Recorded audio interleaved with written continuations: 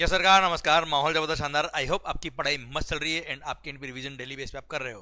तो मालिक, GST, goods and services tax, sir जितना हमने पढ़ा है वो आपके इन पे रिवाइज हुआ होगा। I expect that. And sir वो कंपलसरी आपको फॉलो करना ही करना है, क्योंकि अल्टीमेटली जो भी हम पढ़ रहे हैं, जितना भी हम यहाँ पढ़ रहे हैं, वो आपके एंड पे कंप्लीट होगा तो ही माहौल बनेगा, और माहौल बनेगा तो ही मजा आएगा पढ़ाई करने में। ओके, चलिए सरकार। सर कल हमने बात करी थी क्या, सप्लाई की डेफिनेशन। सप्लाई की डेफिनेशन में सर सेक्शन नंबर 7 सबसेक्शन 1 पूरा किया था। सेक्शन नंबर 7 सबसेक्शन 1A कि sir following transactions will be इधर सप्लाई ऑफ गुड्स या सप्लाई ऑफ सर्विस कहलाएगा। शेड्यूल नंबर 2 हमने देखा था बच्चों। सर वापस से ध्यान दीजिएगा, सेक्शन नंबर 7 सबसेक्शन 1 में पढ़ा था क्या, सप्लाई इंक्लूड्स ये सब। Clear? Close number A, double A, B और C। फिर जो ट्रांजेक्शन इस पर सेक्शन नंबर 7 सबसेक्शन 1 सप्लाई है, उन ट्रांजेक्शन में कुछ ट्रांजेक्शन में डिस्प्यूट था कि सप्लाई ऑफ गुड्स कहलाएगा कि सप्लाई ऑफ सर्विस कहलाएगा। उसके लिए गवर्नमेंट ने शेड्यूल 2 इशू किया और बोल दिया क्या कि वो सब ट्रांजेक्शन जहां झगड़ा था उनको क्लियरली डिफाइन करके बोल दिया कि ये सप्लाई ऑफ गुड्स कहलाएगा, ये सप्लाई ऑफ सर्विस कहलाएगा। क्लियर? सर आइए बच्चों, अब हम बात करते हैं आगे सेक्शन नंबर 7 सबसेक्शन नंबर 2 की, जो मैं आपके लिए यहां लिख के लाया हूं बच्चों। सेक्शन नंबर 7 सबसेक्शन 2 बोलता है क्या कि भाई following transactions are neither supply of goods nor supply of service. ये ट्रांजेक्शन न तो सप्लाई ऑफ गुड्स कहलाएगा न सप्लाई ऑफ सर्विस कहलाएगा। इन पे कोई जीएसटी लेवी नहीं होगा, कोई जीएसटी नहीं लगेगा। क्लियर? सरकार ध्यान दीजिएगा बेटा, अब तक हमने क्या पढ़ा, ये सप्लाई होगा। अब क्या पढ़ रहे हैं, नहीं नहीं नहीं, ये सप्लाई के स्कोप में नहीं आएगा। सर उसमें दो क्लोज है, क्लोज नंबर ए और क्लोज नंबर बी। पहले पढ़ रहे close number A. Close number A बोलता है क्या, वो सारे transactions which are covered in schedule number 3 of the CGST act are neither supply of goods not supply of service. आइए बच्चों, शेड्यूल नंबर 3 में क्या लिखा है वो देख लेते हैं बेटा। ये रहा सर शेड्यूल नंबर 3। सर ध्यान देना बेटा, ये वो एक्टिविटीज है, वो ट्रांजेक्शन है जिसपे जीएसटी लेवी ही नहीं होगा। इनको एग्जाम सप्लाई नहीं बोलते, इन पे लेवी ही नहीं होता है, और लेवी नहीं होता है मतलब जीएसटी नहीं लगेगा।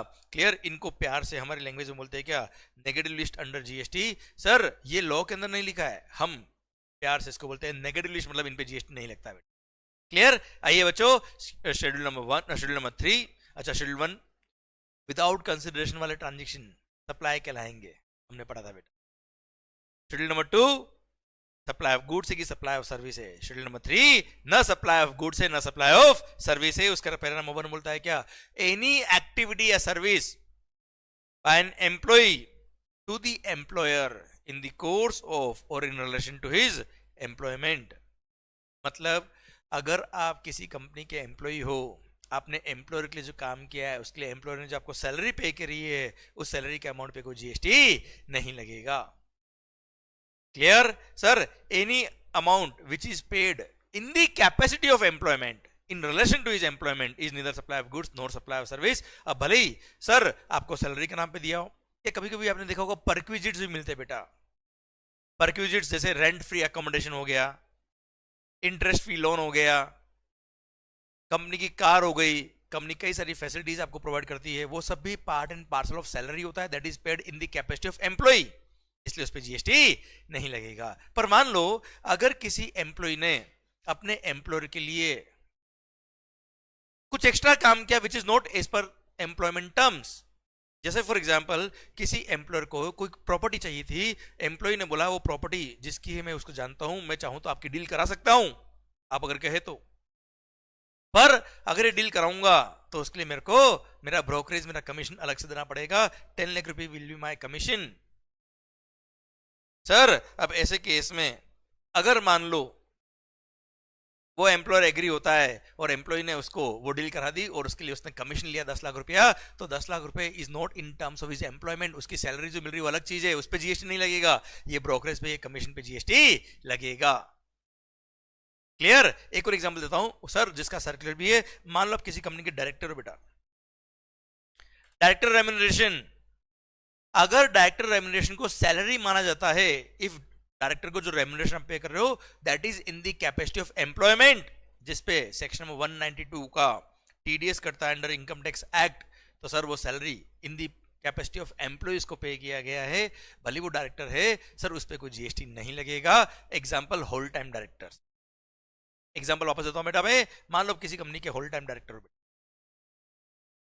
क्लियर? पूरा दिन आप कंपनी के लिए काम करते हो, कंपनी आपको एक सैलरी पे करती है, भले डायरेक्टर हो, पर वो जो सैलरी पे किया वो in the capacity of employ pay किया है, in relation to your employment pay किया है, उस सैलरी के अमाउंट पे जीएसटी नहीं लगेगा। क्लियर? और इनकम टैक्स एक्ट में सेक्शन नंबर 192 का टीडीएस करता है बेटा इसमें। पर मान लो उसी डायरेक्टर को बोर्ड ऑफ डायरेक्टर्स की मीटिंग अटेंड करने के लिए डायरेक्टर रेम्युनरेशन अलग से और पे किया गया अदर देन सैलरी, जिसको प्रोफेशनल फी मानते हैं, जिसपे इनकम टैक्स में भी टीडीएस सेक्शन नंबर 194 जे का कट होता है बेटा, है ना? तो ऐसे केस में that amount which is paid to the director in the capacity of director, not in the capacity of employee, इस पर जीएसटी लगेगा। That is a professional service provided by director to the company not in relation to employment, इस पे GST लगेगा। और खास बात हम आगे पढ़ेंगे रिवर्स चार्ज मैकेनिज्म, वहां पे लिस्ट ऑफ सर्विस जब पढ़ेंगे उसमें एक लिस्ट ऑफ सर्विस ये भी है कि सर वहां पर सर डायरेक्टर रेम्युनरेशन पे जीएसटी लगता है, वो भी रिवर्स चार्ज मैकेनिज्म लगता है। डायरेक्टर बड़ा आदमी है यार, कंपनी पे कर देगी जीएसटी उसका, डायरेक्टर सर्विस सप्लायर, कंपनी या body corporate service recipient, reverse charge mechanism में रेसिपिएंट टैक्स पे करेगा गवर्नमेंट को, डायरेक्टर को उसकी केवल फीस मिलेगी। क्लियर? इसका बेस्ट एग्जांपल क्या है? Independent director. जो भी इंडिपेंडेंट डायरेक्टर होता है वो कभी भी एम्प्लॉय नहीं होते किसी कंपनी के बेटा, उनको जो भी रेम्युनरेशन मिल रहा है वो हमेशा प्रोफेशनल फी 194 जे का टीडीएस ही करता है वहां पे, और ऐसे केस में वहां पर जीएसटी लगेगा। अच्छा, आप अगर होल टाइम डायरेक्टर भी हो बेटा तो वहां चेक कर लेना कि किस कैपेसिटी में आपको पैसा मिल रहा है। अगर सैलरी की कैपेसिटी में इन दी कैपेसिटी ऑफ एम्प्लॉय पैसा मिल रहा है तो जीएसटी नहीं लगेगा, प्रोफेशनल फी मिल रहा है तो जीएसटी लगेगा। क्लियर? समझे मेरी बात? 194 जे का टीडीएस कट रहा मतलब जीएसटी लगेगा, और ऐसे केस में रिवर्स चार्ज मैकेनिज्म में रेसिपिएंट टैक्स पे करेगा कंपनी में। ओके सर, ये बड़ा अच्छा सुंदर सर्कुलर था, इस पे क्वेश्चन भी बनते कई बार। ठीक है बच्चों, परक्विजिट्स की बात मैं आपसे ऑलरेडी कर चुका हूं। Perquisites in the capacity of employ ही आपको मिलते हैं as per terms of employment contractual agreement, और इसलिए उस पर जीएसटी नहीं लगता है बेटा। क्लियर? एक और एग्जांपल मैंने यहां दे रखा है। मान लो कोई कंपनी का एम्प्लॉय है, वो एम्प्लॉय मान लो कंपनी छोड़ के जा रहा है बच्चों। अब सर कंपनी सॉफ्टवेयर कंपनी है, अब उसको कंपनी के सारे फॉर्मूलाज, सॉफ्टवेयर कैसे बनता है, कौन कौन क्लाइंट है, सब कुछ उसको पता है इन एंड आउट्स। कंपनी ने उसे एक एग्रीमेंट किया, नॉन कॉम्पिट एग्रीमेंट, कि ये फॉर्मूलाज हमारे क्लाइंट कौन कौन है, उनको हम क्या चार्ज करते हैं, किस तरह का हमारा उनसे रिलेशनशिप है, ये किसी से आप डिस्क्लोज नहीं करिएगा, हम साल के 10 लाख रुपए आपको देंगे। डन? तो कुछ नहीं करने के पैसे मिल रहे हैं, but that is not in the capacity of employ, non compete fee है, इस पे जीएसटी लगेगा because that is not in the capacity of employ and it will be chargeable to GST बेटा। क्लियर? सो ये कुछ example थे जो मैंने आपको समझाया। कुल मिला के पॉइंट तो क्या है? Services by an employ to the employer in the course of और in relation to his employment are neither supply of goods nor supply of services. Clear? Sir point number 2, sir इसके यहाँ पे circular दे रखा बेटा, ये काट देना, circular देखने की जरूरत नहीं, आपके सिलेबस में नहीं आता है। आइए बच्चों, सर्विसेज, अरे कोर्ट फीस चार्ज होती है ना बेटा। अगर आपने मान लो कोई हाई कोर्ट, सुप्रीम कोर्ट या किसी भी सेशन कोर्ट वगैरह में कोई अपील फाइल करी है, उसके लिए कोर्ट फी पे किया है, तो किसी भी काम के लिए कोई कोर्ट फी पे किया तो उस कोर्ट फी पे जीएसटी नहीं लगता है। क्लियर? पढ़िए, सर्विसेज बाय एनी कोर्ट और tribunal established under any law for the timing in force, clear, इस पे कोई जीएसटी नहीं लगेगा। और कोर्ट का मतलब क्या है? The term court includes district court, high court and supreme court. Sir district court, high court, supreme court ये भी कोर्ट की डेफिनेशन में आते हैं, और इन्होंने जो भी फीस चार्ज किया उस पर जीएसटी नहीं लगता है। अच्छा एक ध्यान रखना बेटा, हम पढ़ेंगे एडवोकेट, एडवोकेट वाला पॉइंट जब रिवर्स में पढ़ेंगे, मेगा एग्जामिनेशन पढ़ेंगे, साथ में एक आर्बिट्रल ट्रिब्यूनल वर्ड भी आप सुनेंगे बेटा। क्या वर्ड बेटा? ये आपने सुना भी होगा शायद। Arbitral tribunal is not tribunal established by any law for the timing in force. ये तो लॉयर्स लोग मिलके एक बोलते ना out of the court settlement के लिए ये बनाया जाता है, जिसमें आर्बिट्रेशन होता है, वहां जीएसटी लगता है बेटा। ये आर्बिट्रल ट्रिब्यूनल इस कोर्ट की डेफिनेशन में नहीं आता है बेटा। ओके, यहाँ जीएसटी लगता है बच्चों, ध्यान रखना। आगे हम आएगा पॉइंट और बात करेंगे सर। आइए बच्चों, पैरा नंबर 3 बोलता है क्या? सर ये फॉलोइंग के transactions are neither supply of goods not supply of service. देश के नेता लोग सर बोलती गवर्नमेंट क्या इनकी सप्लाई ही नहीं है। अच्छा ये तो मजाक वाली बात है सर, समझाता हूं बच्चों में। जैसे member of parliament, MLA, member of legislative assembly, member of panchayat, municipalities और अदर लोकल अथॉरिटीज। क्लियर? इन्होंने जो इस कैपेसिटी में इनको जो सैलरी मिलता है उस पर जीएसटी नहीं लगता। मैं एक एग्जांपल देता हूं बेटा, मैं जैसे कोई एमएलए है बेटा या कोई एमपी, मेंबर ऑफ पार्लियामेंट है, ये अपने इतने कीमती वक्त को देश के कल्याण के लिए इन्वेस्ट कर रहे हैं यार, तो इनको सरकार एक ऑनरेरियम पे करती है। ये सर आज कोई member of parliament Narendra Modi ji या कोई भी member of parliament MLA, sir क्या ये देश के एम्प्लॉई है?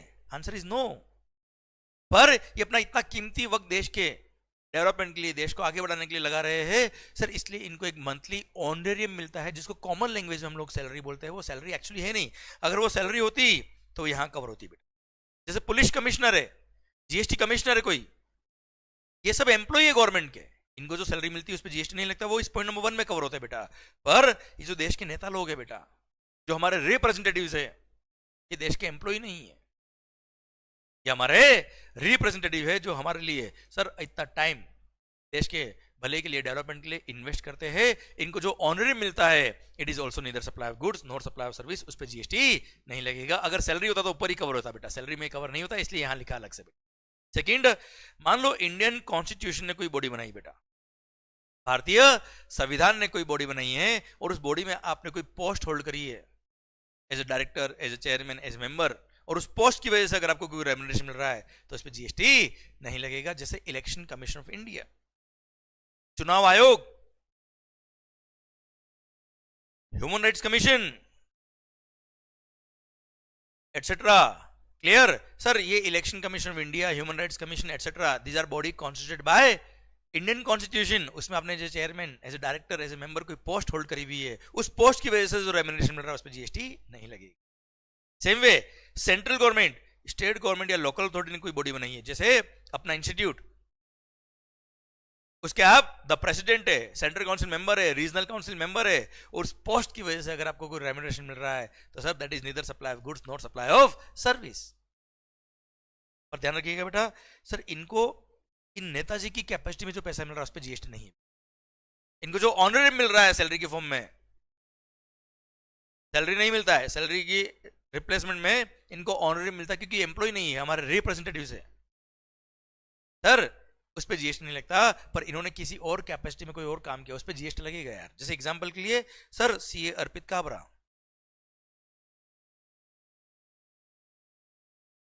सीए अर्पित काबरा जी मुंबई से, आईसीएआई के सेंट्रल काउंसिल मेंबर है sir, youngest ever central council member, very dynamic मालिक। इनको सेंट्रल काउंसिल मेंबर की पोस्ट की वजह से जो ऑनरेरियम मिलेगा उस पर कोई जीएसटी नहीं लगेगी। पर he is a practising chartered accountant also sir. इन्होंने किसी फर्म का ऑडिट किया, कंसल्टेंसी दिया, उस कंसल्टेंसी फी पे जीएसटी जरूर लगेगी यार। ऐसा नहीं कि अर्पित ने जीवन में जो भी काम किया जीएसटी नहीं लगी, इनको उस कैपेसिटी में जो काम किया है, उस कैपेसिटी में जो इनको रेम्युनरेशन मिल रहा है उस पर जीएसटी नहीं लगेगा। सेम वे कोई मेंबर ऑफ पार्लियामेंट, उसका कोई बिजनेस है बेटा, कोई इसकी बिजनेस है, कंसल्टेंसी ऑफिस है, उस पर जीएसटी लगेगा अगर उन्होंने सर्विसेज दी तो बेटा। इनको नेताजी की कैपेसिटी में जो पैसा मिल रहा है उस पर जीएसटी नहीं लगेगी। क्लियर? चलिए सरकार, पॉइंट नंबर 4, अंतिम सेवा। Sir services of funeral, burial, crematorium और mortuary services include transportation of the deceased. जाने वाले से कौन जीएसटी ले सकता है? क्लियर? तो burial services, crematorium services, mortuary services, funeral services including transportation of the deceased, इन सब के चार्जेस पे जीएसटी नहीं लगेगा। जाने वाले से कौन जीएसटी ले सकता है भाई? क्लियर? अंतिम सेवा। आइए पॉइंट नंबर 5, बड़ा ही सुंदर पॉइंट है बेटा ये। सेल ऑफ इमूवेबल प्रॉपर्टी में ऑलरेडी बात कर चुका बेटा आपसे। Is neither supply of goods not supply of service except 70 flat. याद आया बेटा आपको? है ना भाई? तो याद देखिए, सेल ऑफ लैंड याद है, 70 फ्लैट्स अंडर कंस्ट्रक्शन जो फ्लैट बुक हो गए थे, वो उन फ्लैट के सेल पे जीएसटी लगेगा। बाकी किसी पे भी सेल ऑफ बिल्डिंग और sale of land are neither supply of goods not supply of service. क्या लिखा है? लैंग्वेज देखना बेटा। Sale of land and subject to paraphy clause 2, subject to paraphy clause B of schedule 2, मतलब क्या है ये? 70 फ्लैट्स।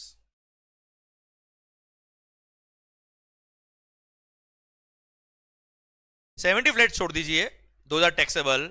उसके अलावा कोई भी बिल्डिंग अगर आप सेल कर रहे हो, कोई भी लैंड अगर आप सेल कर रहे हो, तो it is neither supply of goods not supply of service. Sale of land and subject to para 5 clause B of schedule 2, sale of building is neither supply of goods not supply of service. 70 flat छोड़ दीजिए, बाकी कोई भी building अगर आप बेच रहे हो, सर जैसे 30 फ्लैट बेचा है, neither supply of goods not supply of service. Sale of land है, neither supply of goods not supply of service. Clear? अब खास बात, ये तो हमने पढ़ लिया। अब एक मस्त बात बताओ मैं, मालिक पता है गुड्स का डेफिनेशन और सर्विस का डेफिनेशन बोला था, जब सही वक्त आएगा तो बताऊंगा, सही वक्त आ गया है। गुड्स का डेफिनेशन बताया क्या है? Goods means every kind of movable property. Goods means every kind of movable property.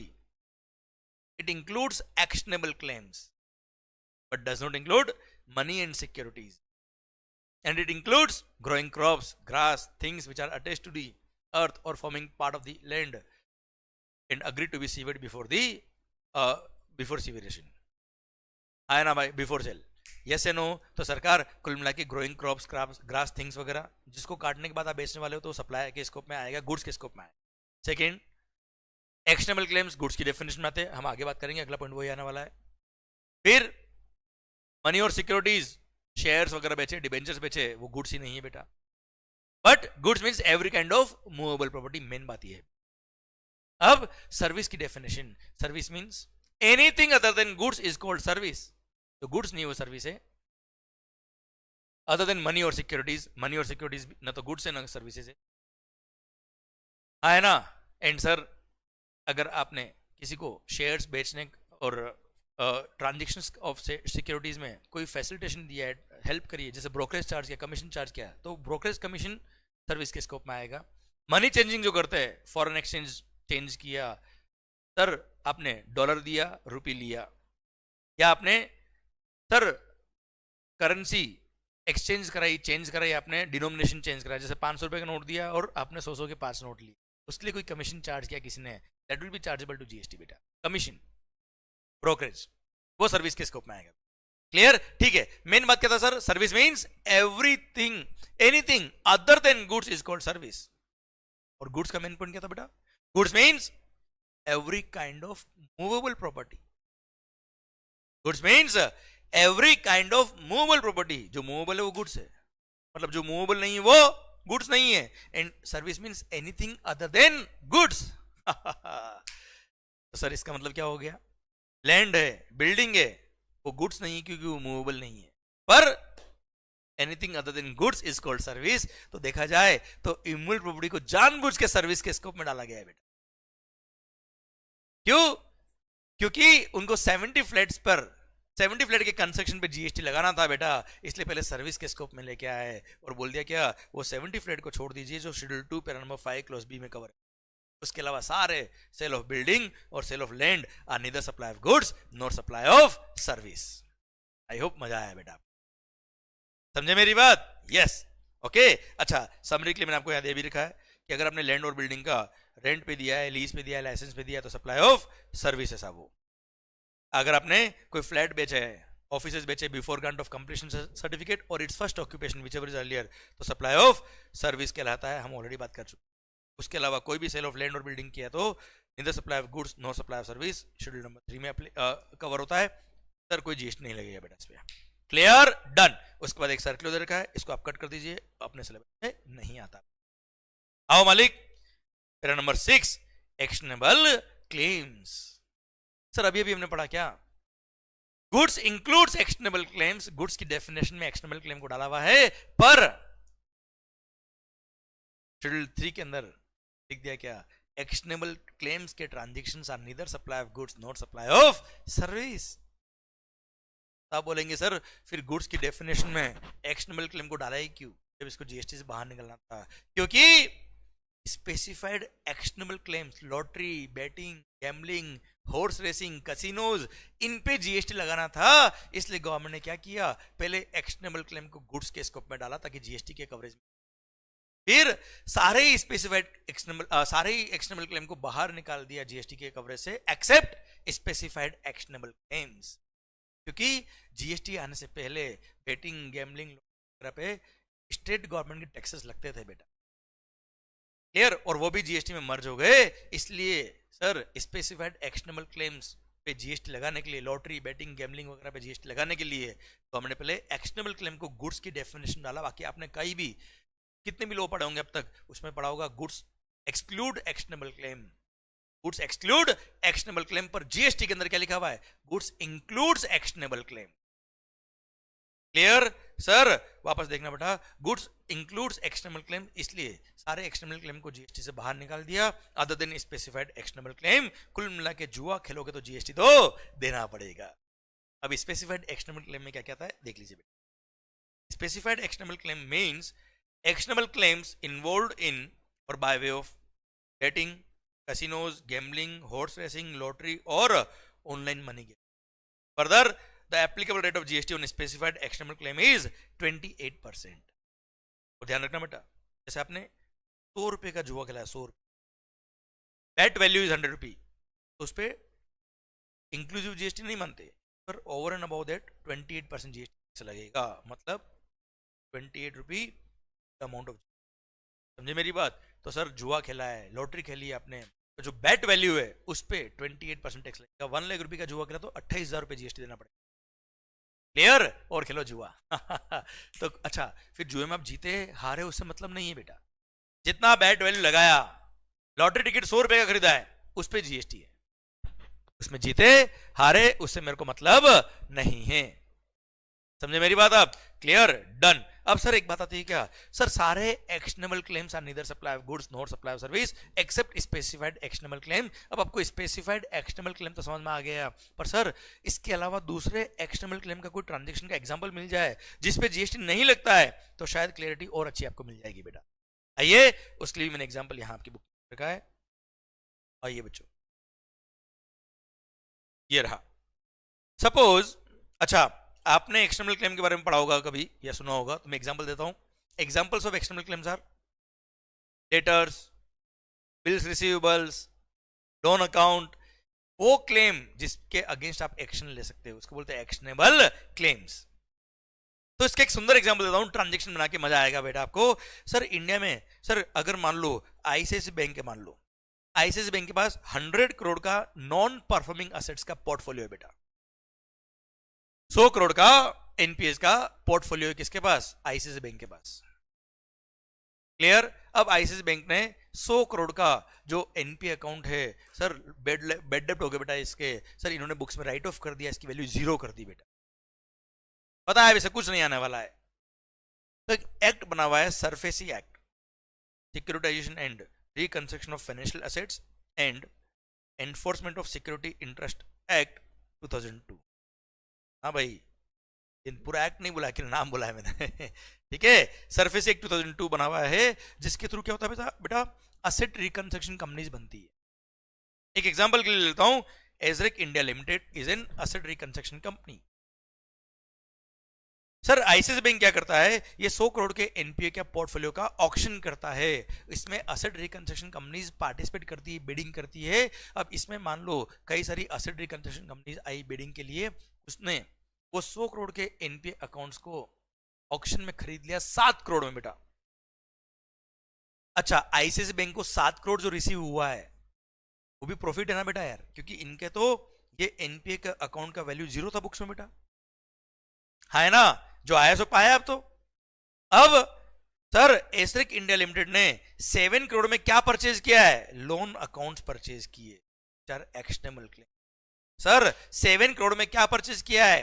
Loan account. अब इन लोन अकाउंट के अगेंस्ट एसरेक इंडिया लिमिटेड क्या करेगा? इनकी जो सिक्योरिटीज है वो सब एसरेक इंडिया लिमिटेड की हो जाएगी। अब ये लोन अकाउंट के अगेंस्ट जिन्होंने गारंटी दी होगी, जिन्होंने सिक्योरिटी दी होगी, उन सब से रिकवरी करने का राइट किसका आ गया? एसरेक इंडिया लिमिटेड का आ गया। अब 100 करोड़ के 100 करोड़ पूरे रिकवर हो जाए तो भी एसरेक इंडिया लिमिटेड के, 100 में से कुछ भी रिकवर नहीं हो तो भी एसरेक इंडिया लिमिटेड का। ये प्रॉफिट लॉस जो होगा उसका होगा, उसने 7 करोड़ में ये अकाउंट खरीद लिए बेटा। तो सर 7 करोड़ में आईसीआईसीआई बैंक ने क्या सेल किया है? एक्शनेबल क्लेम सेल किए, इस पे कोई जीएसटी नहीं लगेगा, because actionable claims are neither supply of goods not supply of service except specified actionable claims. शायद आपको मेरी बात समझ में आ गई। क्लियर? आइए बच्चों, सर ये आपका एग्जांपल, अच्छा ये एग्जांपल मैंने यहाँ पे आपके लिए लिखा हुआ है। ओके मालिक, so in case of GST, in case of GST, actionable claims are covered under schedule number 3, which are neither supply of goods nor supply of services other than specified actionable claims. Clear भगवान? पक्का?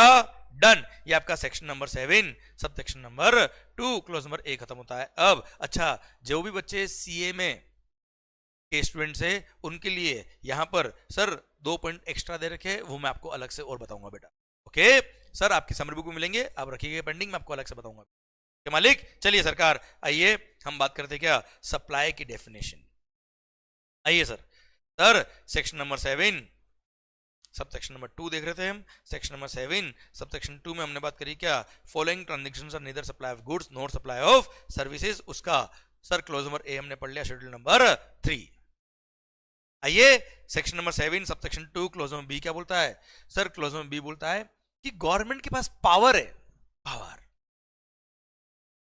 That on the recommendation of the GST council they can notify certain transactions. और notify करके बोल देंगे क्या कि following transactions are neither supply of goods nor supply of service.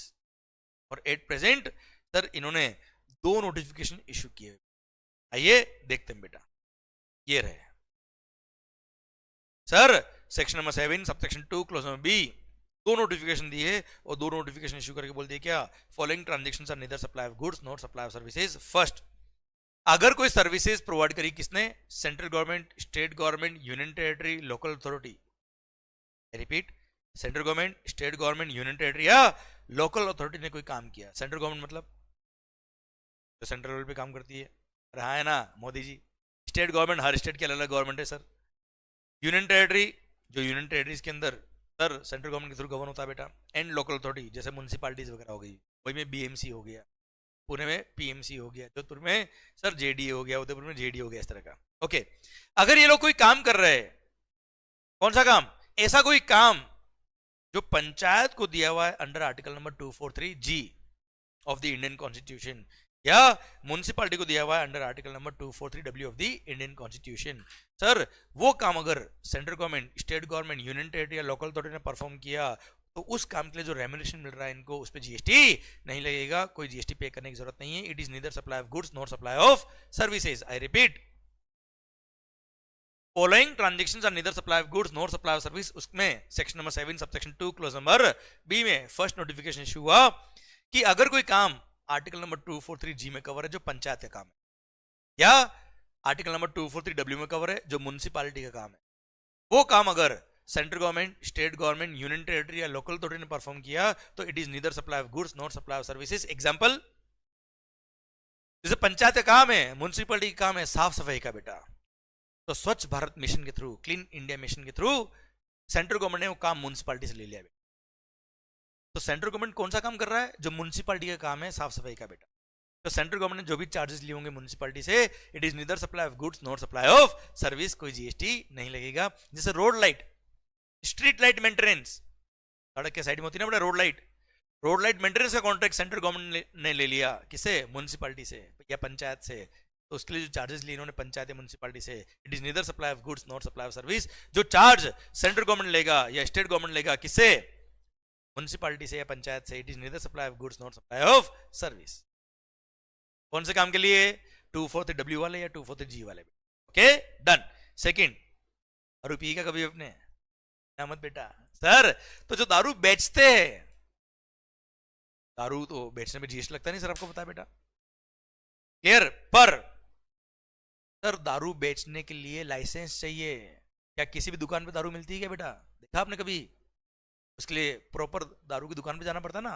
हाँ बोल रहे हो, मैं समझ रहा हूं आपकी बात sir alcohol liquor for human consumption अगर आपको बेचना है तो यू नीड द लाइसेंस। कई सारे रेस्टोरेंट में देखा होगा एल्कोहल नहीं मिलती है, जिनके पास लिकर सर्व करने का लाइसेंस होता है वही लिकर सेल कर सकते हैं, अदरवाइज नहीं। उसके लिए state government liquor licence fee charge करती है, तो आपने जो लिकर लाइसेंस फी दिया है या एप्लीकेशन फी पे किया है for getting the licence to sell the alcohol liquor, तो it is neither supply of goods not supply of service. वो लिकर लाइसेंस फी जो आपने पे करी उस पर कोई जीएसटी नहीं लगेगा। ये सेकंड नोटिफिकेशन, स्टेट गवर्नमेंट के पास पावर होता है ये लाइसेंस देने का बेटा। Services provided by state government by way of grant of alcohol liquor licence against consideration in the form of licence fee और एप्लीकेशन फी या बाय व्हाटएवर नेम कॉल्ड, तो लाइसेंस फी या application fee to sell the liquor जो होता है उस charge पे GST नहीं लगेगा। इसी के साथ भारत माता की जय। ये section number 7 sub section 2 clause number B, इसमें जो सर 2 नोटिफिकेशन थे वो भी खत्म होते हैं। अब सर आइए sir section number 7 sub section number 3 अभी देखते हैं। वैसे सेक्शन नंबर 7 सब सेक्शन 3 कोई काम का नहीं बेटा, क्यों, इसमें गवर्नमेंट को पावर दे रखा नोटिफिकेशन देने का, और अब तक कोई नोटिफिकेशन इश्यू नहीं हुआ। पर हाँ, नॉलेज के लिए बता देता मैं आपको। सर पावर क्या है? सेक्शन नंबर 7 सबसेक्शन 3 ये बोलता है गवर्नमेंट के पास पावर है that on the recommendation of the GST council they can notify कुछ ट्रांजेक्शन को कि ये ट्रांजेक्शन सप्लाई ऑफ गुड्स कहलाएगा, सप्लाई ऑफ सर्विस नहीं कहलाएगा। और भाई साहब ये ट्रांजेक्शन सप्लाई ऑफ सर्विस कहलाएगा, सप्लाई ऑफ गुड्स नहीं कहलाएगा। ऐसा पावर दे रखा है और ये पावर यूज करके गवर्नमेंट नोटिफाई कर सकती है ट्रांजेक्शन को अगर झगड़ा होता है तो बेटा। पर ऐसा कोई डिस्प्यूट आया ही नहीं कि जहां डिफाइन करना पड़ेगा ये सप्लाई ऑफ गुड्स कहलाएगा, सप्लाई ऑफ सर्विस नहीं कहलाएगा, ये सप्लाई ऑफ सर्विस कहलाएगा, सप्लाई ऑफ गुड्स नहीं कहलाएगा। ऐसा कोई डिस्प्यूट हुआ ही नहीं, इसलिए कोई नोटिफिकेशन दिया ही नहीं। जहां डिस्प्यूट थे वो गवर्नमेंट ने शेड्यूल नंबर 2 में वैसे भी डाल दिए बेटा। आया ना भाई? अरे क्लियर, पक्का, डन। और पता है खास बात, अब जाके सेक्शन नंबर 7 सब सेक्शन 3 भी खत्म हुआ और अब जाके सेक्शन नंबर 7 पूरा खत्म हुआ। अब जाके सेक्शन नंबर 7 खत्म हुआ है। हम पढ़ रहे 3 दिन से क्या सप्लाई क्या होता है। आई hope you got the entire concept of the term supply. Section number 7 आप वापस ध्यान से देखेंगे तो सेक्शन नंबर 7 क्या कहता है? Sub section 1 supply includes clause A, double A, B और सी। और जो ट्रांजेक्शन सप्लाई के स्कोप में कवर हो रहा है इस पर सेक्शन नंबर 7 सब सेक्शन 1 उसमें अगर डिस्प्यूट है ये सप्लाई ऑफ गुड्स है कि सप्लाई ऑफ सर्विस है तो डिस्प्यूट कई सारे गवर्नमेंट ने क्लेरिफाई कर दिया थ्रू शेड्यूल नंबर 2। है ना भाई? सेक्शन नंबर 7 सब सेक्शन 1 ए ये कहता है। क्लियर मालिक? फिर सर सेक्शन नंबर 7 फिर सेक्शन नंबर 7 सब सेक्शन 2 क्या बोलता है? नहीं नहीं नहीं नहीं नहीं भाई, following transactions are neither supply of goods nor supply of services. इन पे कोई जीएसटी नहीं लगेगा। फर्स्ट है क्या? The transactions which are covered in schedule number 3 these are neither supply of goods nor supply of services। Section number 7 sub section 2 clause number 2 clause number B में बोल दिया क्या? पावर है टू इशू द नोटिफिकेशन। एक तो article number 243W वाले काम या आर्टिकल नंबर 243G वाले काम अगर गवर्नमेंट परफॉर्म किए तो दो जा neither supply of goods nor supply of service और लिकर सर्व करने का लाइसेंस जीएसटी नहीं लगेगा। सेकंड ट्रांजेक्शन था। सब सेक्शन नंबर 3 ने पावर दिया गवर्नमेंट को कि ये ट्रांजेक्शन सप्लाई ऑफ गुड्स कहलाएगा, सर्विस नहीं कहलाएगा एंड वाइस वर्सा बेटा। क्लियर? डन। अब जाके सेक्शन नंबर 7 खत्म हुआ बेटा हमारा। है ना भाई?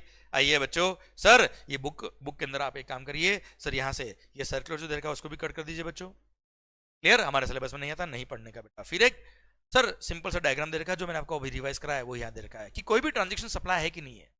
उसको देखने के लिए सबसे पहले आप देखेंगे क्या वो section number 7 sub section 1 close ए में कवर होता है क्या it is for a consideration plus in the course of furtherance of business. अगर यस सप्लाई है, नो तो देखिए क्या इंपोर्ट ऑफ सर्विसेज है, फॉर अ कंसिडरेशन है, भले इन the course of furtherance of business नहीं है, यस सप्लाई है। फिर देखो कि नहीं नहीं नहीं ये तो विदाउट कंसिडरेशन है। अब विदाउट कंसिडरेशन है तो देखो इन the course of furtherance of business होना चाहिए और शेड्यूल 1 में कवर होना चाहिए। अगर शेड्यूल नंबर 1 में कवर है तो सप्लाई होगा। सप्लाई है तो उसके बाद अगर मतलब सेक्शन नंबर 7 सब सेक्शन 1 में कवर हो गया ये सप्लाई है, बस एक बार जरूर चेक कर लेना क्या वो सेक्शन नंबर 7 सब सेक्शन 2 के according neither supply of goods nor supply of service में कवर तो नहीं हो रहा बेटा। शेड्यूल 3 में या सेक्शन नंबर 7(2)(b) में कवर तो नहीं हो रहा। अगर वहां कवर हो गया जैसे सैलरीज टू एम्प्लॉई, सर देश के नेता लोगों को जो आप फीस दे रहे हो, कोर्ट फीस दे रहे हो बेटा, ये सब सप्लाई के स्कोप में आता है। पर शेड्यूल 3 में कवर है इसलिए neither supply of goods nor supply of service से कोई जीएसटी नहीं लगेगा। पर वहां कवर नहीं तो सप्लाई के स्कोप में आएगा और जीएसटी लग जाएगा। आया ना मालिक? क्लियर? ये फ्लोचार्ट दे रखा आपके रिवीजन के लिए। आइए अब मस्त अगला पॉइंट पढ़ते हैं बेटा, क्या composite supply and mixed supply. ये दिया हुआ है कहां? सेक्शन नंबर 8 में। बच्चों सबसे पहले हमने क्या पढ़ा? सेक्शन नंबर 1 पढ़ा कि एक्ट का नाम क्या है, कहां अप्लाई होता है, कब से अप्लाई होता है। फिर चार्जिंग सेक्शन पढ़ा हमने। चार्जिंग सेक्शन बोलता है क्या कि जीएसटी लेवी कब होगा, उसने बताया टैक्सेबल इवेंट क्या। फिर टैक्सेबल इवेंट होता है सप्लाई, वो सप्लाई हमने पढ़ लिया सेक्शन नंबर 7 में। अब क्या होता है बच्चों? सर कभी कभी बंडल्ड सप्लाई होता है whenever more than one supplies are made together in conjunction with each other. है ना भाई? अब sir more than one supply अगर आपने साथ में किया, कोमो बना के बेचे बेटा आपने, तो उस केस में उसको हम क्या मानेंगे? उसके लिए सर सेक्शन नंबर 8 दिया, उसने दिया कॉन्सेप्ट किसका? कंपोजिट सप्लाई और मिक्स्ड सप्लाई का। आइए बच्चों देख लेते हैं बेटा। यहां पे देखिए मैंने आपको बड़ी सुंदरता से यहां समझाता हूं बेटा। Bundled supply section number 8 sir अब बंडल्ड सप्लाई, जब कॉम्बो बेचे आपने बेटा, तो कॉम्बो क्या वो नेचुरली बंडल्ड है या आर्टिफिशियली बंडल्ड है, मतलब नॉट नेचुरली बंडल्ड। तो आपको हमेशा पहले देखना है क्या कि वेदर ट्रांजेक्शंस जो कॉम्बो बना के बेचा है, बंडल्ड सप्लाई जो दिया है, भले उसमें गुड्स प्लस सर्विसेज है, या मोर देन वन गुड्स है, या मोर देन वन सर्विसेज है, या मोर देन वन गुड्स और सर्विसेज है, कॉम्बो है बेटा। सॉरी बच्चों, वो जो कॉम्बो बना के बेचा है, क्या वो नेचुरली बंडल्ड सप्लाई है? वो बोलेंगे सर ये नेचुरली बंडल्ड सप्लाई क्या होता है? वो supplies which are supplied in conjunction with each other in the ordinary course of business। मतलब ये कॉम्बो नॉर्मली साथ में बिकता है, in the ordinary course of business ये साथ में सेल होता है साहब। मोर देन वन गुड्स और सर्विस और both which are supplied in conjunction with each other in the ordinary course of business is naturally bundled supply. उसको बोलते हैं क्या? Composite supply. मैं एग्जांपल देता हूं बेटा आपको, उनको क्या बोलते हैं बेटा जीएसटी में? Composite supply. एग्जांपल के लिए सपोज ये कोचिंग सर्विसेज आपने ली बेटा हमसे, अब आप मुझे बताओ ये जो कोचिंग सर्विसेज हमने आपको दी है, हमने आपसे सपोज ₹10,000 चार्ज किया पर स्टूडेंट। अब सर 10,000 रुपीज जो चार्ज किया, इसमें हम लेक्चर तो पढ़ा रहे हैं बेटा, साथ में बुक्स भी तो दिया है। और खास बात ऑनलाइन लेक्चर अगर आप ले रहे हो तो बुक्स में हमने क्या किया है? बुक्स को पैक किया है और आपके घर तक डिलीवर किया है बेटा। तो बुक्स भी दिया है, पैक भी किया है, डिलीवर भी किया आपके हाथ तक, प्लस खास बात पढ़ाया भी है। ये सब मिला के 10,000 रुपये लिया है। आप मुझे बताओ ऑर्डिनरी कोर्स ऑफ बिजनेस में ये साथ में सप्लाई होता ना यार, जिसके अंदर हमने लेक्चर भी पढ़ा है और बुक्स भी बेची बेटा आपको, और बुक्स का डिलीवरी भी किया आपके यहाँ पे बेटा। तो मोर देन वन गुड्स और सर्विस और बहुत हमने सप्लाई किया। पर ऑर्डिनरी कोर्स ऑफ बिजनेस में they are supplied in conjunction with each other, साथ में सप्लाई होते हैं in the ordinary course of business. तो इसको बोलते हैं क्या? Composite supply. अब आप कंपोजिट सप्लाई कर रहे हो तो ऐसे केस में देखिए उसमें प्रिंसिपल एलिमेंट क्या है। अब 10,000 रुपए जो हमने चार्ज किए हैं आपसे, वो 10,000 रुपए किस रेट ऑफ टैक्स से टैक्स लगाएंगे? क्या बुक्स की रेट ऑफ टैक्स से लगाएंगे, या ट्रांसपोर्टेशन की रेट से टैक्स लगाएंगे, या कोचिंग सर्विसेज की रेट ऑफ टैक्स से टैक्स लगाएंगे? तो सर वहां पे यहाँ पर सेक्शन नंबर 8 ने बताया क्या, इसमें मेन सप्लाई क्या है, प्रिंसिपल सप्लाई क्या है, पूरे कॉम्बो को उस प्रिंसिपल सप्लाई की रेट ऑफ टैक्स से टैक्स लगाएगा। जैसे इसके अंदर coaching services are more important here, तो कोचिंग सर्विसेज में हम क्लासिफाई करेंगे and sir principal supply will be coaching service, और 10,000 पे पूरे पे कोचिंग सर्विस की जो रेट ऑफ टैक्स होता है वो लगेगा। हाईएस्ट लोएस्ट से कोई मतलब नहीं है। अरे क्लियर? डन। तो मालिक इन केस अगर कोई भी सप्लाई आपने किया है, मोर देन वन सप्लाई साथ में किया है, और सर वो साथ में कॉम्बो बिकता है in the ordinary course of business, तो ऐसे केस में उसको बोलते हैं क्या? Composite supply. और वो अगर कंपोजिट सप्लाई है तो प्रिंसिपल एलिमेंट जो होगा हम उसमें क्लासिफाई करेंगे, और प्रिंसिपल एलिमेंट जो होगा उसके अकॉर्डिंग रेट ऑफ टैक्स लगेगा पूरे कॉम्बो पे बेटा। ओके मालिक? डन। तो ये था क्या आपका कंपोजिट सप्लाई। एक एग्जांपल दे देता हूं बेटा। मान लो आप गोवा घूमने गए बेटा। अरे गोवा घूमने गए, जस्ट इमेजिन, माहौल जबरदस्त शानदार बन रहा है सर आपके लिए। अब मालिक आप जो गोवा घूमने गए बेटा, वहां पर आपने होटल बुक कराया, क्यों? रहने के लिए ना भाई, और तो क्या करोगे सर। अब होटल ने आपसे चार्ज किया ₹5,000 पर नाइट। अब 5,000 रुपीज उन्होंने चार्ज किया है, इसमें साथ में ब्रेकफास्ट एंड डिनर भी इंक्लूडेड है बेटा, है ना? अब सर मतलब 5,000 रुपए में स्टे भी है और रेस्टोरेंट सर्विस भी वो प्रोवाइड कर रहे हैं। अब आप मुझे बताओ 5,000 रुपए में सर दोनों सर्विसेज इन्होंने सप्लाई करी है, दोनों कौन सी है? Accommodation services and sir restaurant services. पर ऑर्डिनरी कोर्स ऑफ बिजनेस में इस इंडस्ट्री में ऐसा साथ में सप्लाई होता है, तो this is called sir naturally bundled supply, this is called composite supply. और कंपोजिट अगर है तो इसमें प्रिंसिपल एलिमेंट किया है? वहां पे होटल में खाना खाने गए थे क्या? स्टे वॉज मोर इंपॉर्टेंट, तो principal supply was hotel accommodation. तो पूरे 5,000 पर होटल अकोमोडेशन की रेट ऑफ टैक्स से टैक्स लगेगा irrespective rate of tax on restaurant service. Clear मालिक? डन। तो सर ये एक और एग्जांपल हो गया, there may be n number of examples for this. हाँ ध्यान रखना, अगेन ये इंडस्ट्री टू इंडस्ट्री डिपेंड करेगा कि कौन सा सप्लाई प्रिंसिपल सप्लाई है। ये ट्रांजेक्शन टू ट्रांजेक्शन डिफाइन करना पड़ेगा कि मेन एलिमेंट क्या है। जैसे आपने ऑनलाइन शॉपिंग करा, सर आपने हमारी वेबसाइट से कुछ ऑनलाइन बुक्स परचेज करी, केवल बुक्स परचेज करी बेटा, लेक्चर नहीं, ओनली बुक जो परचेज किया है हमने आपको ₹1,000 चार्ज किया मान लो बुक के लिए, पर बुक को हमने क्या किया? पैक किया, पैक करके कुरियर करके आपके घर तक डिलीवर किया, उसके 1,000 है। 1,000 में क्या है? बुक्स भी बेची है और पैकिंग की सर्विसेज भी दी है, ट्रांसपोर्टेशन की सर्विस भी दी है, डिलीवरी की सर्विस भी दी है। अब ऐसे केस में 1000 रुपीज जो चार्ज किया, आप मुझे बताओ सर इसमें more than one services combined है, more than one goods service combined है बेटा। प्रिंसिपल एलिमेंट क्या है? Sale of books. तो पूरे 1000 पे सेल ऑफ बुक्स के प्रोविजन अप्लाई होंगे। अब बुक्स सेल पर जीएसटी एग्जेम्प्ट है तो जीएसटी नहीं लगेगा। हाईएस्ट रेट लोएस्ट रेट से मतलब है ही नहीं बेटा। क्लियर? समझे मेरी बात? और भी आगे बहुत सारे सर्कुलर दे रखे, मैं ये पढ़ाने के बाद आपको सर्कुलर बताऊंगा और भी, उससे आपको और क्लैरिटी मिल जाएगी। आई hope you got the entire concept of composite supply. आइए बच्चों, अब बताया क्या? Artificially bundled supply. अब मालिक, आर्टिफिशियली बंडल्ड सप्लाई क्या होता है? जहां पे मोर देन वन गुड्स और सर्विस और बोथ का कॉम्बो आप बेच रहे हो।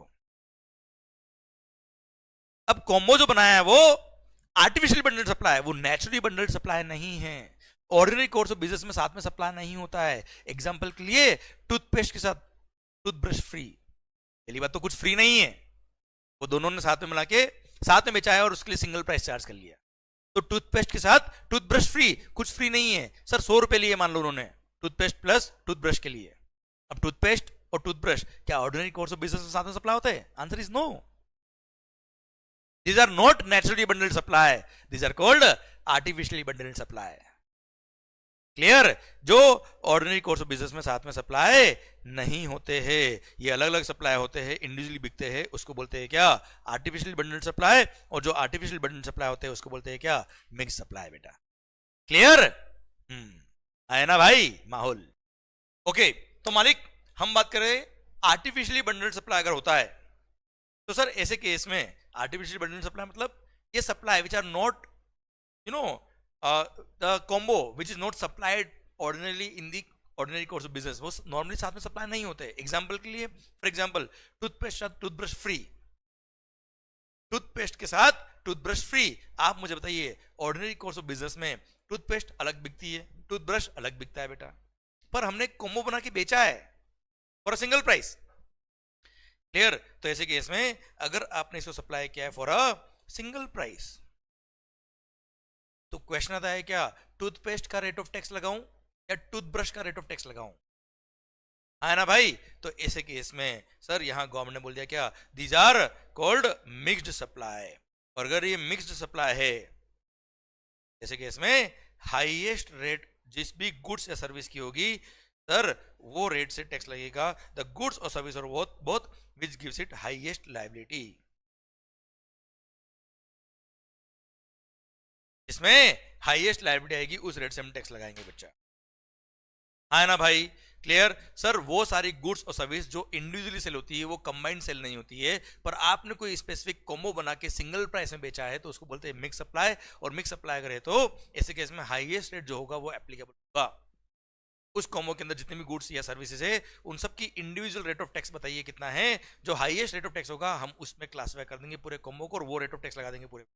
एग्जांपल देता हूं बेटा मैं आपको, जैसे आप कभी स्वीट शॉप पे गए बेटा, अरे मिठाई की दुकान, सर वहां पे क्या होता है? मिठाई मिलती है, मिठाई के साथ में सर आपको कुछ नमकीन चाहिए वो भी मिल जाएगा सर, आपको चॉकलेट चाहिए वो भी मिल जाएगी सर, आपको कुकीज चाहिए वो भी मिल जाएंगे सर, आपको कुछ अलग अलग तरह के बिस्किट चाहिए वो भी मिल जाएंगे सर। सर तो हमने क्या किया? दीपावली के ओकेजन पे कॉम्बो बनाया बेटा। उस कॉम्बो के अंदर क्या होता है? कुछ मिठाई है, कुछ चॉकलेट्स है, कुछ नमकीन है, कुछ कुकीज है, इन सबको कॉम्बो बना के 2000 रुपए में बेचा हमने बेटा। अब ऐसे केस में 2000 रुपए is the single price, individual price अलग अलग नहीं है। हाँ क्लियर? सिंगल प्राइस है तो ये मिक्स सप्लाई कहलाएगा, क्योंकि ऑर्डिनरी कोर्स ऑफ बिजनेस में ऐसा साथ में हम सप्लाई नहीं करते, सारे गुड्स अलग अलग बेचते बेटा हम लोग, इसको बोलते हैं मिक्स सप्लाई।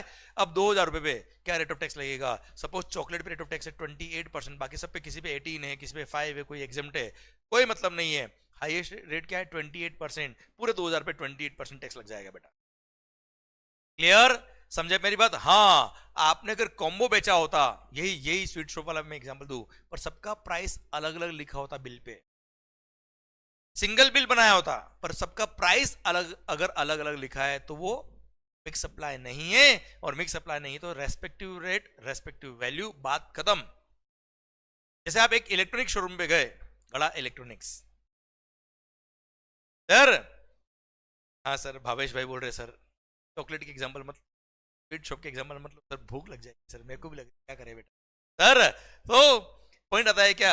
मान लो अगर आप गड़ा इलेक्ट्रॉनिक शोरूम पे गए बेटा, आपने एक टीवी खरीदा, टीवी नहीं भाई, टीवी, हाँ सर आपने कोई टीवी खरीदा, आपने एक वॉशिंग मशीन खरीदा, आपने एक म्यूजिक प्लेयर खरीदा, आपने एसी परचेज किया, सर अब आपने ये सब गुड्स जो खरीदी, सर इन सब का उसने बिल जो बनाया उसमें सबका रेस्पेक्टिव वैल्यू अलग अलग लिखा, सबका वैल्यू आता है मान लो रुपीज लाइक 10,000 था बेटा, 1,10,000 सबका अलग अलग मिला के टोटल वैल्यू आता है। टीवी इसका मान लो 20,000 रुपए का वैल्यू, वॉशिंग मशीन सपोज 35,000 की, सर देन आपने इलेक्ट्रॉनिक माइक्रोवेव खरीदा बेटा, उसकी वैल्यू है कितनी 15,000 की बेटा। फिर आपने मान लो एसी परचेज किया, कितने का सर 35,000 का, है ना भाई। सर कितना हो गया, सपोज 1,05,000 हो गया। अब उसने बिल पे सबका वैल्यू अलग अलग लिखा है, पर आपने बोला भाई मैं तेरे को सब मिला के 1 लाख रुपए दे रहा हूं, सिंगल चेक।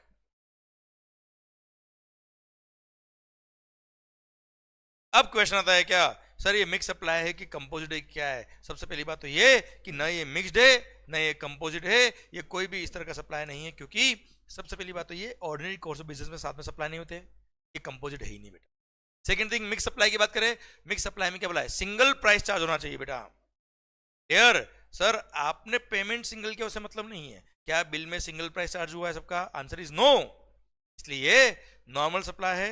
यहां पर अब टीवी पे रेट ऑफ टैक्स मान लो 18% तो 18 लगेगा, इस पे 28 तो 28 लगेगा, इस पे 5% तो 5 लगेगा, इस पे मान लो एग्जम्प्ट है तो एग्जम्पशन मिलेगा, रेस्पेक्टिव रेट रेस्पेक्टिव टैक्स इतना टैक्स लगेगा, बात खत्म।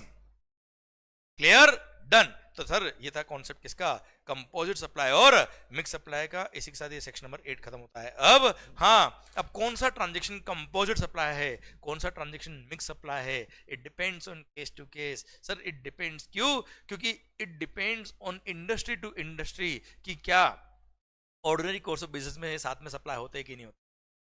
Clear, done. सेकंड थिंग, अगर मान लो कंपोजिट सप्लाई है तो अगेन इसमें प्रिंसिपल एलिमेंट क्या है, सर मेन सप्लाई क्या है, again it depends on transaction to transaction, it depends on case to case कि कौन सा ट्रांजैक्शन प्रिंसिपल सप्लाई है, कौन सा ट्रांजैक्शन सर प्रिंसिपल सप्लाई नहीं। Clear, done. सर ये था आपका section number 8। I hope you got the entire point, I hope you got the entire concept जो मैंने आपको समझा रखा है बेटा, है ना भाई, डन। आइए अब कुछ सर्कुलर दे रखे हैं, उन सर्कुलर की बात भी हम कर लेते हैं बेटा। सर सबसे पहला सर्कुलर दे रखा है clarification regarding transportation services provided bye GTA. सरकार अब ये जीटीए वाला सर्कुलर जो था इसमें थोड़ा सा कंफ्यूजन था, कंफ्यूजन गवर्नमेंट की तरफ से था बेटा, सर्कुलर में ही गड़बड़ कर दी थी इन्होंने। कभी जीटीए के लिए एक नया सर्कुलर इशू किया। सर मैंने आपके लिए, सर जो आपको गूगल ड्राइव मैंने शेयर करी हुई बेटा, आपको उस गूगल ड्राइव पे सर मैंने एक एडिशनल नोट्स वाला आपको पेज शेयर किया हुआ बेटा, जिसके अंदर ये 4 पेज दे रखे बेटा। आपको आपकी समरी बुक के साथ साथ ये 4 पेज भी रेफर करने हैं बेटा। सर उस 4 पेज में का हेडिंग है एडिशनल पॉइंट्स जो अपने समरी बुक में कवर नहीं है बेटा, समरी बुक प्रिंट होने के बाद ये चेंजेस। ओके, तो सर सबसे पहला आप यह देखिए, ये रहा सर्कुलर। तो आप चाहे तो क्या कर सकते हैं, ये सर्कुलर कट करिए और यहां पे मैंने लिख दीजिए सी एडिशनल नोट्स।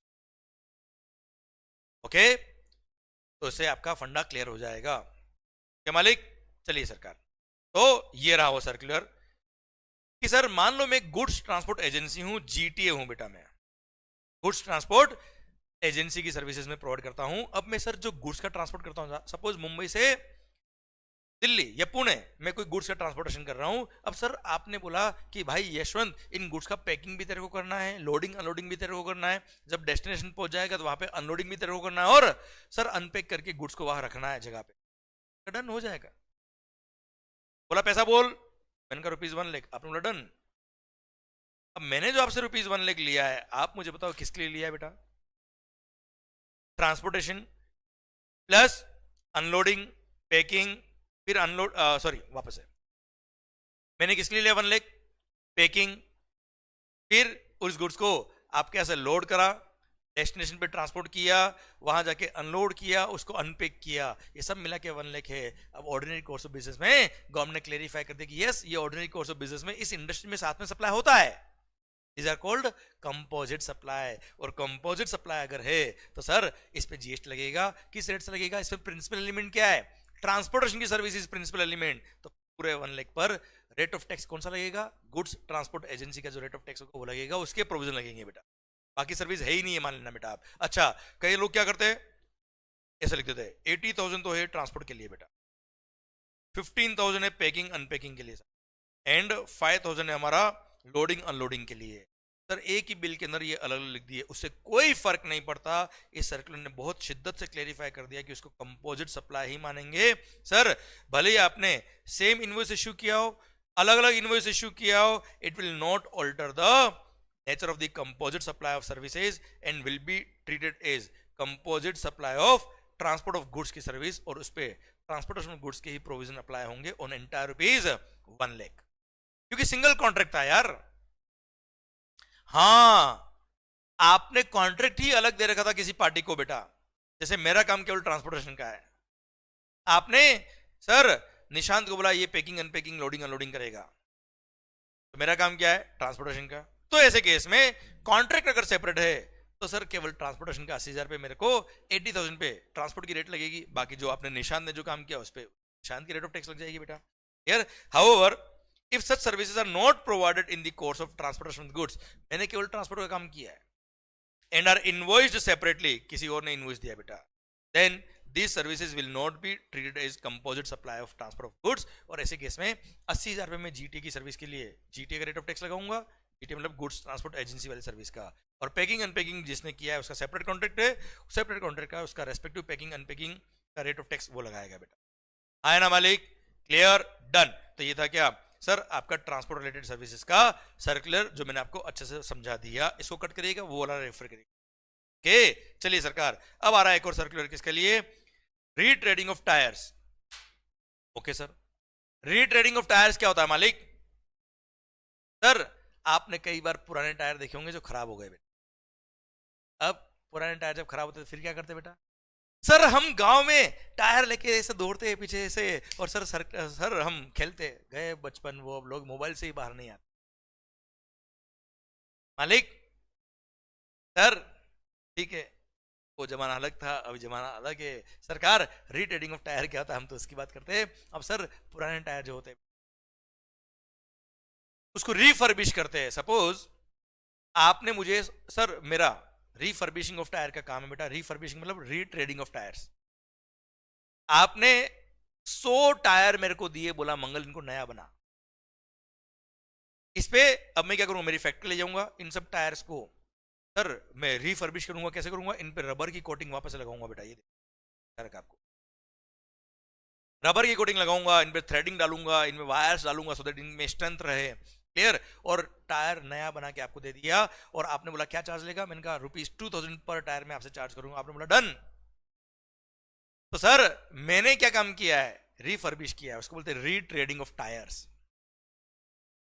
क्लियर? उसमें ट्रेड वेड वापस डाले, उसको वापस नया बनाया टायर को, उसके लिए ₹2,000 जो मैंने चार्ज किया है। अब देखिए उसमें रबर जो लग रहा है वो भी मेरा, जो नया टायर बनाने की सर्विस है वो भी मेरी बेटा।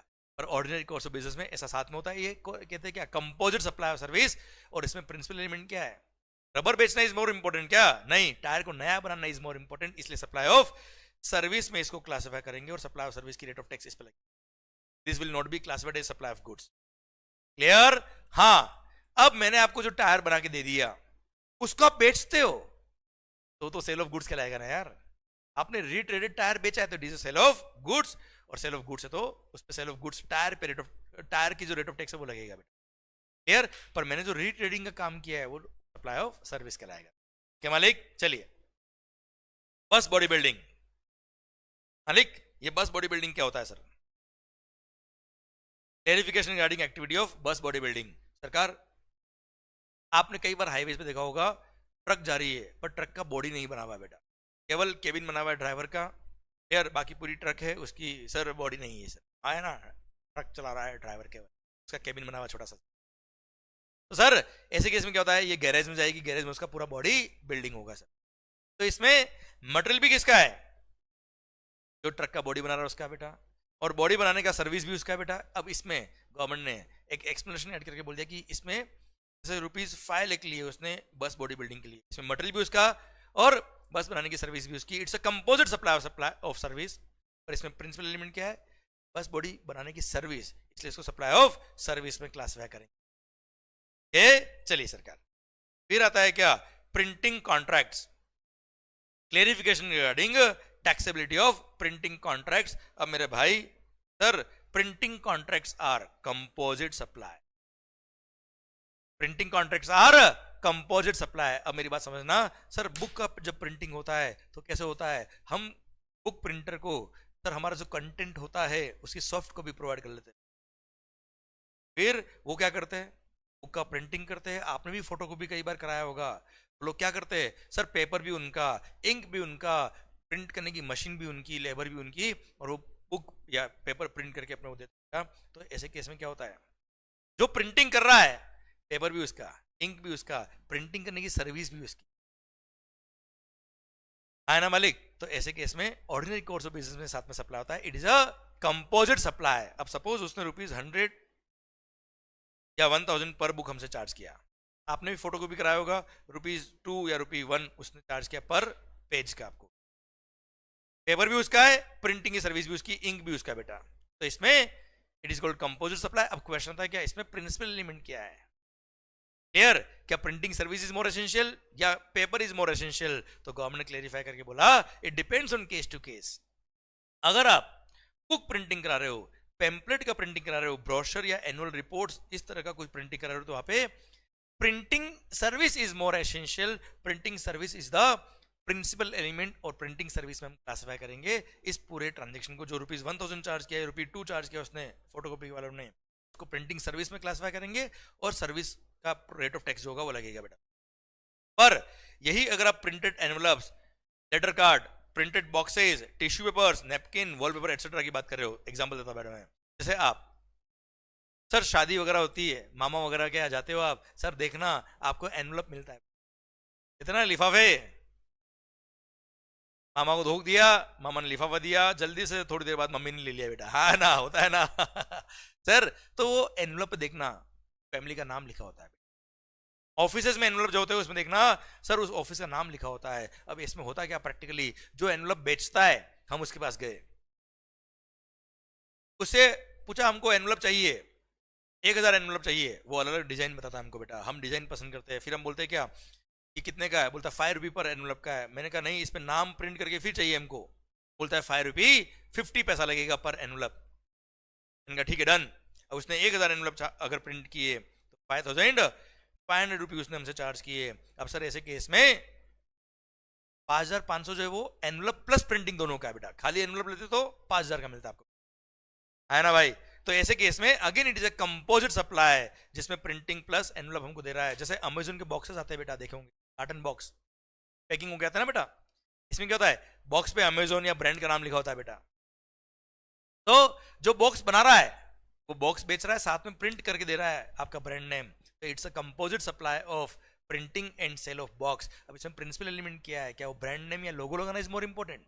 नहीं, यहाँ पे एनवलप या बॉक्स इज मोर इंपॉर्टेंट। इसलिए जो printed envelope, letter cards, printed boxes, tissue paper, जैसे डोमिनोज का पिज्जा खाने जाएंगे तो डोमिनोज के टिश्यू पेपर पर डोमिनोज का ब्रांड नेम लगा होगा बेटा। तो जिसने टिश्यू पेपर बेचा होगा अलॉन्ग द ब्रांड नेम या लोगो लगा के दिया है, तो वहां पे टिश्यू पेपर बेचना इज मोर प्रिंसिपल एलिमेंट। ये गवर्नमेंट ने क्लेरिफाई किया और वहां बोल दिया क्या ये सप्लाई ऑफ गुड्स कहलाएगा। पर books, pamphlet, brochure, annual report के केस में supply of service is more principal, उसको हम क्लासिफाई करेंगे सप्लाई ऑफ सर्विस में बेटा। Clear? This is how each and every transaction को आपको शिद्दत से देखना पड़ेगा, डिफाइन करना पड़ेगा और समझना पड़ेगा कि कौन सा ट्रांजेक्शन सप्लाई ऑफ गुड्स में आएगा, कौन सा ट्रांजेक्शन सप्लाई ऑफ सर्विस में क्लासिफाई होगा बेटा। ओके माहौल, आइए बच्चों अब हम बात करते हैं क्या clarification regarding supply of services of what, servicing of cars या बाइक्स, जहां पे both goods as well as services भी होती है। सर आपने कभी बाइक का सर्विसिंग कराया होगा ऑथराइज सर्विस सेंटर पे, या कार का सर्विसिंग कराते हो तो देखना वो लोग क्या करते हैं, लेबर चार्ज अलग लिखते हैं, जो भी पार्ट्स, इंजन ऑयल वगैरह काम है वो अलग लिखते हैं। अगर उन्होंने अलग अलग लिखा है तो गुड्स पे गुड्स की रेट लगेगी, लेबर पर सर्विस की रेट लगेगी। और अगर उन्होंने बिल कॉमन लिखा है, जैसे केस में मान लो 1 लाख रुपए लिया आपसे, 20,000 रुपए लिया सर्विसिंग का, सब मिला के, इसमें मटेरियल भी आ गया, लेबर भी आ गया, तो अगेन यहाँ गवर्नमेंट ने बोल दिया क्या, it depends on case to case, कि इसमें प्रिंसिपल एलिमेंट, कार बिल्कुल खराब हो गई, उसको नया बना रहा है, क्लियर, तो उसमें लेबर सर्विस ज्यादा लग रही है तो सर्विस में क्लासिफाई करेंगे, किसी केस में मटेरियल ज्यादा लग रहा है, लेबर बहुत कम लग रही है तो मटेरियल में क्लासिफाई कर देंगे, सेल ऑफ गुड्स में क्लासिफाई करेंगे, but it depends on case to case. उसका सिंगल आंसर नहीं दिया। हाँ, लेबर चार्ज अलग है, मटेरियल चार्ज अलग है, मटेरियल पे मटेरियल की रेट लगेगी, लेबर पे लेबर की रेट लगेगी। भारत माता की जय। Clear, done. आइए बच्चों अगला point, clarification regarding batting and gambling. मैं बात ऑलरेडी कर चुका हूं, आप कभी कैसीनो गए, जुआ खेला, कोई बैटिंग, कोई अगर आप मान लो सर लॉटरी टिकट परचेज किया आपने, अरे हाँ है ना सर, देखना ध्यान से, आप जब भी कैसीनो जाते हो तो उसके एडमिशन चार्ज होते हैं, एंट्री फी होती है बेटा, ये सब सप्लाई ऑफ सर्विस के स्कोप में। फिर बैटिंग गैम्बलिंग सर्विस भी सप्लाई ऑफ सर्विस के स्कोप में आएगा, इन सब पे 28% टैक्स लगेगा, है ना भाई। हॉर्स रेसिंग खेला आपने, सप्लाई ऑफ सर्विस, उस पर भी जीएसटी लगेगा 28%। ना ये 28% लगता है किस पे, बैट वैल्यू पे। मैंने बता चुका आपको एग्जांपल, जैसे 100 रुपए का आपने जुआ खेला, 100 रुपए का आपने शर्त लगाई, बैट वैल्यू है बेटा, तो सर 28% से टैक्स आए ना भाई। Clear sir, in case of GST, in case of GST, okay sir, ये बैटिंग गैम्बलिंग के केस में 28% टैक्स है, जो बैट वैल्यू है उस पर 28% टैक्स अलग से लगेगा, है ना मालिक। Clear, done. सर आइए बेटा इस चैप्टर का लास्ट सर्कुलर हम पढ़ लेते हैं। क्लियर सर, आइए सर, कभी मूवी देखने गए सर, बड़ा इसी टाइम नहीं मिला, झूठ बोल रहे हो देखो सर सिनेमा हॉल में मूवी देखने तो गए होंगे, नहीं गए तो सर ऐसा कुछ करो जो लोग आपको बोले चल ले आना दिखाने, है ना भाई, माहौल बनेगा तभी शानदार वाला। तो सर क्या होता है, थिएटर जब जाते हैं बेटा, वहां पे आपने देखा होगा काउंटर लगे होते हैं, यहाँ पे समोसा, अरे हाँ है ना सर, जहाँ पे कुछ cold drink, popcorns, food and beverages भी मिलते हैं। तो क्वेश्चन आता है क्या क्या उन पे जीएसटी किस रेट से लगेगा, तो जो फूड और बेवरेजेस सप्लाई हो रहे हैं सिनेमा हॉल, ये भी रेस्टोरेंट की रेट से ही टैक्स लगेगा बेटा इस पे। क्लियर, रेस्टोरेंट का मतलब ये नहीं होता कि प्रॉपर रेस्टोरेंट होना चाहिए जहां बैठ के आपको सर्व किया जा रहा है खाना, ऐसा नहीं होता है। कोई भी ईटिंग जॉइंट, लॉरी जो होती है ना, वो भी रेस्टोरेंट के स्कोप में आती है बेटा, पानीपुरी की स्टॉल, वो भी रेस्टोरेंट के स्कोप में आती है बेटा। यार पाव भाजी गरम गरम, डोसा गरम गरम, इडली सांभर, सर भूख लग रही सर, ऐसा मत करो सर आप, तो मालिक ये सब रेस्टोरेंट के स्कोप में आते हैं। इसलिए गवर्नमेंट ने क्लेरिफाई करके बोला कि अगर सिनेमा हॉल में आप फूड और बेवरेज सप्लाई कर रहे हो तो वो भी रेस्टोरेंट के स्कोप में आएंगे, रेस्टोरेंट की रेट से टैक्स लगेगा, वो फूड और बेवरेज का जो चार्ज है उस पर बेटा। पर अगर मान लो कभी टिकट जो लिया है वो एक कॉम्बो था बेटा, यार जिसमें मान लो ₹700 आपसे चार्ज किया, जिसमें पॉपकॉर्न और समोसा भी साथ में दिया जाएगा विद अ कोल्ड ड्रिंक, तो इट्स अ कंपोजिट सप्लाई। और कंपोजिट सप्लाई तो वहां पे प्रिंसिपल एलिमेंट क्या है, क्या पॉपकॉर्न खाने गए, क्या मूवी देखने, exhibition of cinema is the principal element, और हम सिनेमा थिएटर के मूवी एग्जीबिशन पे जो रेट ऑफ टैक्स लगता है उस रेट से टैक्स लगाएंगे पूरे 700। पर अगर फूड और बेवरेज आपने कॉम्बो में नहीं लिया, अलग से सप्लाई किया, तो रेस्टोरेंट सर्विस का रेट ऑफ टैक्स लगेगा। Clear, done. इसी के साथ भारत माता की जय। क्लियर, हाँ जी। और सर इसी के साथ ये टॉपिक, ये चैप्टर खत्म होता है। अब आई hope you got the entire point, I hope आपको पूरा टॉपिक समझ में आया बच्चों, आई होप आपको पूरा चैप्टर समझ में आ गया बच्चों। क्लियर सर, हमने पढ़ा इसमें क्या, section number 7 supply, section number 8 composite और mix supply, section number 9 levy वाला सेक्शन, और जो सेक्शन नंबर 9 है वही सेक्शन नंबर 5 है आईजीएसटी एक्ट में। सेक्शन नंबर 1 कि इस एक्ट का नाम क्या है, कब से अप्लाई हुआ, कहां अप्लाई हुआ, आया ना मालिक। ये हमने लेवी और सप्लाई के हेडिंग पढ़ लिया। अब एक आपके लिए बड़ा ही सुंदर मैंने एक मैसेज लिखा है, जीत कर दिखाओ उनको तुम्हारी हार का इंतजार कर रहे, जीत कर दिखाओ उनको जो तुम्हारी हार का इंतजार कर रहे हैं। सर लगा दो अपनी पूरी ताकत, ऑल बनेगा शानदार वाला। We all are praying for your. खास बात ये तो ठीक है सर, आपको मोटिवेट करने के लिए लिखा है, मैं इससे भी अच्छी बात करता हूं, जीत कर दिखाओ उनको जो आपकी जीत का इंतजार। सर आपके पेरेंट्स, आपके फ्रेंड्स, आपके लव्ड वंस जो आपसे प्यार करते हैं, वो आपकी जीत का इंतजार कर रहे हैं बच्चों। यार कभी हताश नहीं होने का। सर कभी फेलियर फेस करना पड़ता है तो yes, you are making yourself stronger, and sir उस फेलियर से सीखो और आगे बढ़ने की चाहत से आगे बढ़ो, पूरा ताकत लगा दो। दुनिया का कोई इंसान, कोई ताकत आपको रोक नहीं सकती अगर आप सर खुद से नहीं हारे। तो गाइस लगाइए अपना पूरी ताकत, मस्त होके पड़े, खुश होके पढ़े, मजा आएगा शानदार वाला बेटा आपको। एंड आई होप जीएसटी पढ़ने में आपको मजा आ रहा होगा एंड ये चैप्टर, ये टॉपिक आपको पूरा समझ में आया बेटा, आया ना भाई सरकार। चलिए एक काम करते हैं, आज का जो लेक्चर है यही पे स्टॉप करते हैं। एंड सर ये चैप्टर आपके एंड पे पूरा होना चाहिए बेटा, ये चैप्टर पूरा आपके एंड पे रिवाइज करिए आप। अब आपसे एक रिक्वेस्ट ये है कि जो मैंने आपको पढ़ाया है वो पूरा आपके एंड पे रिवाइज करिए। सर अब चैप्टर 2 जैसे लेवी एंड सप्लाई वाला आपने पूरा पढ़ लिया है, इसको पूरा समरी बुक से वापस रिवाइज करिए। फिर जैसे ही खत्म हो जाए please use the chart book, देखना इतना मजा आपको आ जाएगा, इतना कॉन्फिडेंस आपको आएगा, बोला सर कमाल हो गया है। तो यार क्लियर, जो सर्कुलर मैंने आपको कट करवा दी वो पढ़ने की जरूरत नहीं बेटा, उसको आप चार्ट बुक से भी कट कर दीजिए। क्लियर, पर ट्रस्ट मी सर पूरा रिवाइज करने के बाद एक बार सोने से पहले आधे घंटे के लिए चार्ट बुक ओपन करना, आपका दिमाग सर इतना खुश हो जाएगा यार, ऐसा इफेक्टिव रिवीजन होगा उस चार्ट बुक से कि आपका रिवीजन नेक्स्ट लेवल पहुंच जाएगा बेटा।